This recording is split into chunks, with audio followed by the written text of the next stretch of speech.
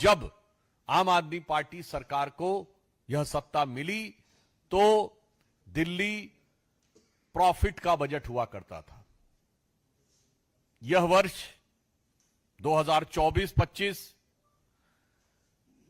पहला वर्ष होने जा रहा है जब दिल्ली घाटे की तरफ बढ़ रहा है, और वह घाटा कितनी बड़ी चुनौती लेके आया है इसका प्रमाण यह है कि 2024-25 के यानी वर्तमान फाइनेंशियल ईयर के लिए दिल्ली सरकार ने national small saving fund NSSF से 10,000 करोड़ रुपए का ऋण लेने के लिए पत्रावली मूव की है। और यह परिस्थिति केवल तुरंत नहीं बनी है, यह अनायास नहीं बनी है। उत्तरोत्तर पिछले 10 वर्षों में दिल्ली में यह स्थिति खराब होती चली गई है।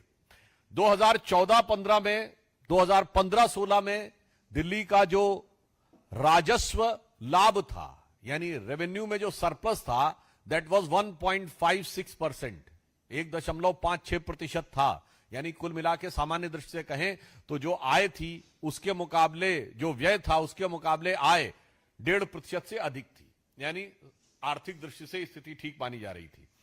फिर वो गिरना शुरू होता है, 2016-17 में 0.85 पे आता है, फिर 0.72 पे आता है, एक बार उठ के 0.95 पहुंचता है, और 2020-21 में वो 0.19% पे आ जाता है, फिर 0.3 पे आता है, और इस साल वो निगेटिव में जाता हुआ दिखाई पड़ रहा है। अर्थात ये जो दिल्ली में घाटा उपस्थित हो गया है, ये कोई अनायास अचानक किसी परिस्थिति के कारण नहीं हुआ है।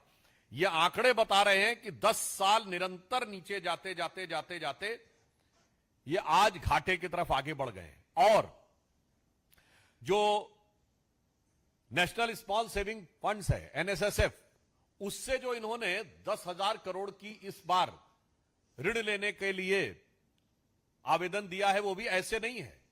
2016-17 में इन्होंने 2,896 करोड़ रुपए का लिया, फिर वो अमाउंट बढ़ते बढ़ते ऐसा हुआ कि विगत 3 वर्षों में 11,000 करोड़ रुपए लिए, और अभी इस एक अकेले साल में 10,000 करोड़ रुपए का डेट लेने के लिए आवेदन दिया है। यानी अब आप समझ सकते हैं कि दिल्ली के खजाने को लूटकर और खजाना खाली करने में इन्होंने कितने कीर्तिमान स्थापित किया। और इसके अतिरिक्त एक और बात बताना चाहते हैं, जो केंद्र सरकार से सहायता मिलती है, ग्रांट इन एड, आप उस विपदा का स्वरूप समझिए, आपदा का स्वरूप समझिए। केंद्र सरकार से जो सहायता मिलती है वो उस पर निर्भरता उत्तरोत्तर बढ़ती जा रही है। 2014-15 में जो जीडीपी का 0.47% ये ग्रांट इन एड पर, यानी जो सीधे आपको एक प्रकार से दे दिया जाता है केंद्र सरकार के द्वारा, उस पर निर्भर थे, वह बढ़ते बढ़ते 2020-21 में 1.54 हो गई। यानी एक शब्दों में कहें कि केंद्र सरकार के द्वारा प्राप्त होने वाले धन पर दिल्ली सरकार की निर्भरता 3 गुने से अधिक हो गई, और जो लाभ में चलने वाला बजट घाटे में आ गया। और इसके बाद इतना ही नहीं है, जो राजस्व होता है यानी टैक्स कलेक्ट करते हैं, रेवेन्यू कलेक्शन में भी सरकार, जिसमें सरकार की एफिशिएंसी भी होती है, वैसे ठीक है उन्होंने माता जब फ्री की वो एक बोतल के बदले एक बोतल बांटेंगे तो मानी हुई बात है रेवेन्यू में कमी तो आएगी। अब रेवेन्यू कमी भी निरंतर वो बढ़ती चली जा रही थी, और जिसकी वजह से हम ये कह सकते हैं कि 10 साल में अगर आप देखें 2014-15 में जो राजस्व था वो 5.4% के आसपास था जीडीपी का, यानी कुल जो एक तरीके से आप समझिए कुल जो उत्पाद होता था दिल्ली में उसका 5.4% वो टैक्स कलेक्शन करने में सफल होते थे, जो घटते घटते घटते घटते 3 कुछ पे आ गया है, 3.9% पे। और ये मैं बता दूं कि देश में ये एवरेज 6.27 है, यानी पूरे देश में राज्यों का जो कुल औसत है वो है कि 6.27% राजस्व वसूलते हैं कुल जीडीपी का। वहीं ये घटते घटते देश के लगभग आधे की तरफ बढ़ रहे हैं। इसलिए मैंने कहा बहुत गंभीर प्रश्न है, किस प्रकार की वित्तीय अनियमितताओं के द्वारा किस प्रकार दिल्ली के टैक्स पेयर की संपदा को लूटते हुए, उसका कुप्रबंधन करते हुए दिल्ली को इस भीषण आपदा में इन्होंने डाला है। और वैसे तो ये जहां रहते वहां आपदा में डालते हैं। आप पंजाब में जाके चेक कर लीजिए, वहां तो फुल स्टेट है। जो इन्वेस्टमेंट पंजाब में था आज से 3 साल पहले, और आज कितना हो गया है। आज ही अगर आपने देखा होगा मीडिया में, वह समाचार है कि पंजाब की महिलाएं केजरीवाल जी के आवास के बाहर आकर प्रदर्शन कर रही हैं। यह दर्शाता है कि दिल्ली में अगर आप ये बचाव करने का भी प्रयास करें कि फुल स्टेट नहीं है, तो जहां फुल स्टेट है वहां पे क्या स्थिति है। अब मैं ये भी बताना चाहता हूं, आपने आकर, अब आम आदमी पार्टी वाले कहेंगे कि साहब हमने तो बहुत सारा खर्च किया है एजुकेशन और हेल्थ पे, तो हम बताना चाहते हैं ठीक है, आपने 40 से 45% खर्च किया, पर उसका आउटपुट क्या है। आज स्थिति यह है कि मोहल्ला क्लिनिक में भ्रष्टाचार दिखाई पड़ रहा है। आपने शिक्षा की बात कही, तो शिक्षा को लेकर न्यायालय ने आपके ऊपर टिप्पणी की हुई है।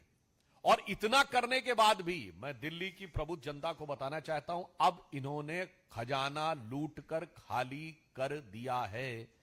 तो मानी हुई बात है कि जब हमारी सरकार आएगी तो उसको काफी चुनौतियां रखनी पड़ेंगी कि इस खाली खजाने को किस प्रकार से भरे। और जो ख्वाबों ख्यालों में सोचते हैं इनकी सरकार कभी आई, तो ये समझ लीजिए वो ख्वाबों ख्यालों वाली सरकार में कि आगे ऐसी स्थिति होगी कि किसी भी चीज के लिए कोई धन बचने की स्थिति नहीं होगी। अब मैं बताना चाहता हूं केजरीवाल साहब को, आप कहते हैं कि आप गरीबों को देना चाहते हैं, किस प्रकार से दिया जाता है फ्री का, वो प्रधानमंत्री श्री नरेंद्र मोदी जी से सीखिए। आपने बिजली फ्री देने की बात कही, और शुरू में तो बिल 0 आते थे, तो पता ही नहीं कितना आपने खर्च किया और कंपनियों को पेमेंट होता था। वो सारा घोटाला सबके सामने आ चुका है, क्योंकि सरकार के खाते से नहीं जा रहा है, सरकार पेमेंट कर रही है बिजली कंपनियों को, और बिजली कंपनियां प्राइवेट हैं। देना है तो प्रधानमंत्री जी के रूप में देखिए, प्रधानमंत्री जी ने सूर्य घर बिजली योजना प्रारंभ की है। यानी सोलर पैनल्स लगाकर कोई भी अपने घर में बिजली बना सकता है, और 7.5 लाख लोग आवासों पर अब तक सोलर पैनल्स लग चुके हैं। यानी बिजली टोटली फ्री, न खजाने पर बोझ, न पर्यावरण पर बोझ, clean energy, total free energy. और इसके अतिरिक्त इतना ही नहीं, वो परमानेंट फ्री, किसी को डराने की भी जरूरत नहीं है कि ये रहेंगे तो फ्री मिलेगा, वो रहेंगे तो फ्री नहीं मिलेगा, वो परमानेंट फ्री। और इसी के साथ साथ अगर आप अधिक बिजली उत्पादन करने में सफल हो जाएं तो बिजली विभाग आपसे बिजली खरीद भी लेगा। यानी बिजली फ्री भी और आमदनी की संभावना भी।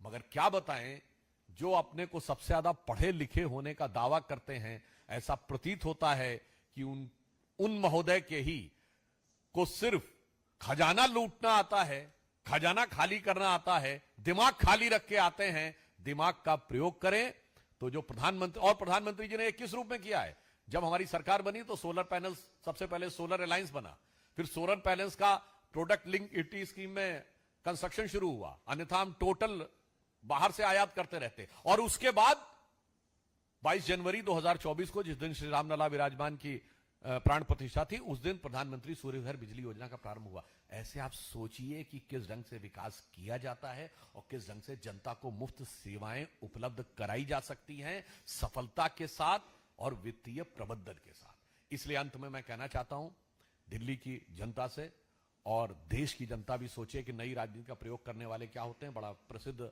दोहा है रहीमदास का कि रहीमन विपदा हूं भली जो थोड़े दिन होए, रहीमन विपदा हूं भली जो थोड़े दिन होए, हित अनहित या जगत में जानि परत सब कोय। अर्थात विपदा जो है वो थोड़े दिन की अच्छी होती है, क्योंकि क्या अच्छा है, क्या बुरा है, क्या आपके हित में है, क्या अहित में है, ये सब कुछ दिखाई पड़ जाता है। इसलिए मगर दिल्ली में ये विपदा, ये आपदा बहुत लंबी हो गई है, अब ये 10 वर्ष की हो गई है।